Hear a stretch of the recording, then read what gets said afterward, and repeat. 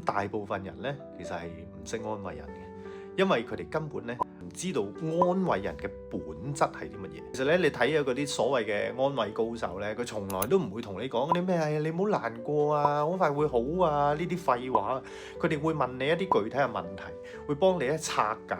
喺你當下入邊，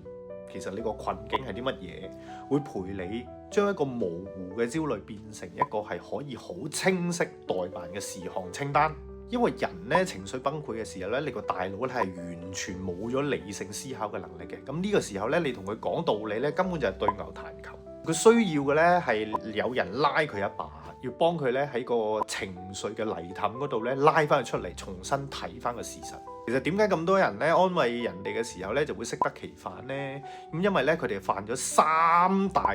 嘅致命錯誤。第一個錯誤咧就係你好急於咁樣去否定對方嘅情緒，咁對方同你講話我好辛苦啊，我好難過啊，咁你就好中意講啦，咪有啲咩好難過啊，咁呢啲小事嚟嘅啫，算啲咩啊？你以為喺度開導緊佢啦，其實你喺度否定緊佢嘅感受，咁俾佢覺得咧連難過嘅資格都冇。第二個錯誤咧就係你不停咁同佢講道理，咁對方失戀啊，你同佢分析啊邊個誰對誰錯啊，咩塞翁失馬焉知非福啊呢啲咧。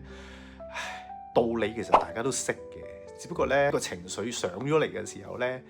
你一同佢講道理咧，根本就係火上加油。第三個錯誤咧就係過度共情，你陪住對方咧一齊咧就陷入咗一個負面情緒入邊，咁啊對方喊你又喊，對方講粗口你又講粗口，兩個咧跟住之後咧就攬埋一嚿喺度喊，喊完之後咧問題一啲都冇解決過。真正有效嘅安慰方法咧，我將佢總結咗3個步驟。第一步係要接納情緒，俾